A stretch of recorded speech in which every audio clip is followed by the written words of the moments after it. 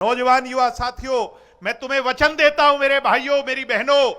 कि आने वाले 4.25 साल में एजुकेशन की क्वालिटी और रिक्त पड़े स्थानों को भरने के लिए सरकार से युवा इकाई मिलकर के लड़ाई लड़ेगी और इस सरकार के सामने चुनौती बनने का काम। कहते हैं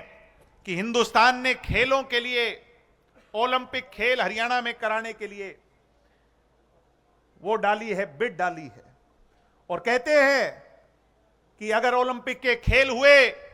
तो उनको ये लोग गुजरात में कराना चाहते हैं। युवा साथियों, मेडल लाए हरियाणा वाले,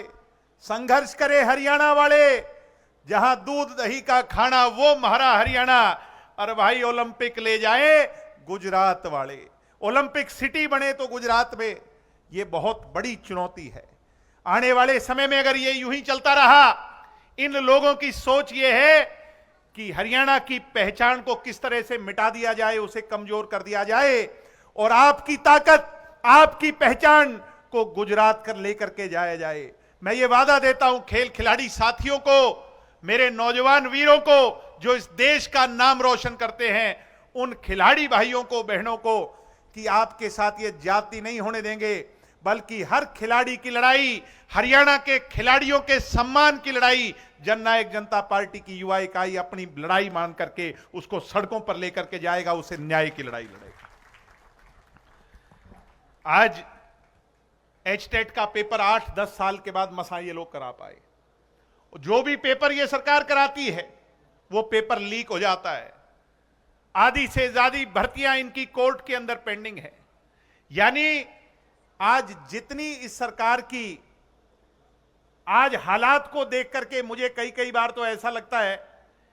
कि पेपर जो है वो ये लोग खुद ही लीक करवाते हैं, और उसके बाद ये लीक क्यों करवाते हैं? ये लीक इसलिए करवाते हैं कि आपको भविष्य के अंदर रोजगार ना देना पड़ जाए। ये इन व्यवस्थाओं को कोर्ट में क्यों उलझा करके रखना चाहते हैं कि नौकरी ना देनी पड़ जाए, पक्की नौकरी हरियाणा के नौजवानों को ना मिल जाए। आज मैं ये वादा और वचन देता हूं कि हरियाणा के सिलेक्शन बोर्ड के खिलाफ आने वाले 4.25 साल के अंदर जननायक जनता पार्टी का युवा कार्यकर्ता इस बात को जिम्मेवारी से आने वाले समय में इसकी लड़ाई लड़ेगा कि आने वाले समय के अंदर हरियाणा के नौजवानों को पेपर लीक का सामना ना करना पड़ जाए, उन्हें इस तरह की आज की सरकार की कुनीतियों का सामना ना करना पड़े। उसके लिए मैं वादा और वचन आपको देना चाहता हूं कि इसकी लड़ाई हम मिलजुल करके लड़ेंगे। एक नशा बहुत बड़ी चुनौती बनकर के हमारे सामने उभर रहा है, और नशा कैथल हो, फतेहाबाद हो, सिरसा हो, इधर अंबाला चले जाएं, आगे यमुनानगर चले जाएं, पंजाब से जुड़ता जितना इलाका है,